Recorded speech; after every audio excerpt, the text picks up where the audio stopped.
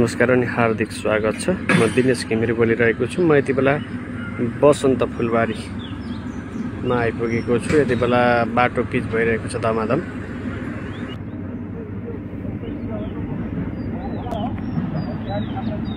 यो बाटो गजडी गाउँपालिकाको पहुँच मार्ग भनेर पनि चिनिन्छ। यो वडा नम्बर 2 अन्तर्गत पर्दछ। ओ भाइ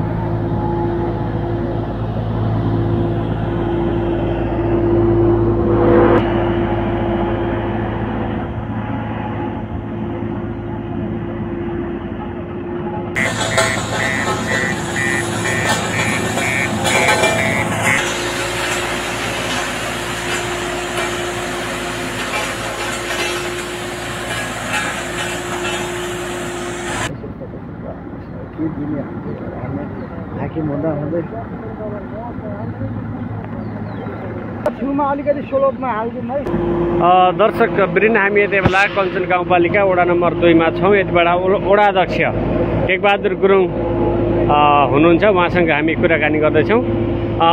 वडा अध्यक्षज्यू, तपाईँले यो जुन अहिले बाटो पिच गर्दै हुनुहुन्छ, यो कहाँदेखि कहाँसम्म कति पिच हुँदैछ, कसरी हुँदैछ, यसो जानकारी गराउनु न।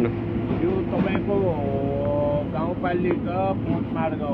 यो चाहिँ जुन भैरम घाटदेखि पुटोलसम्म जाने यो भैरम घाट गाउँपालिका हुँदै मसिना पुट्ट बसन्त फुलबारी हुँदै बेलबडिया कमल चोक हुँदै तपाईँको यहाँ तपाईँको गोकुलघाटसम्म यसको अहिले कालोपत्र भइरहेको साह्रै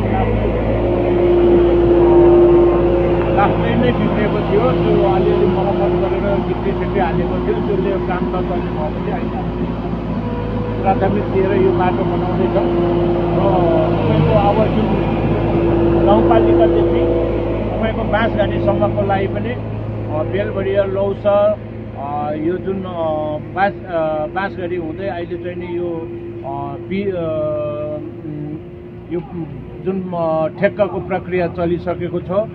तपाईँको सर्वे भइसक्यो होइन। अब त्यसको ठेक्का प्रक्रियामा छ। अब सबै लगभग कञ्चनको बाटोहरू बन्दैछ। अब तपाईँको अर्को आउने साल हामीले तपाईँको बसन्त फुलबारी खुट्टा चोकदेखि बगै मट्रिया हुँदै चाहिँ मैनिया बजारको लागि हामीले यो जुन योजनामा हालिसकेको छौँ। अब बजेटको अलिकति व्यवस्था गरेर तपाईँको यो बाटो पनि बन्दैछ। अब धेरै बाटोहरू बनिराखेको छ। अब कुनै ठाउँमा अब जुन ढको अब आउने अझै 2 सालभित्रमा सबै बाटो बनाएर तयार हुने छ भन्दै म तपाईँहरूसँग जनतासँग यही भन्न चाहन्छु। हस्, धन्यवाद।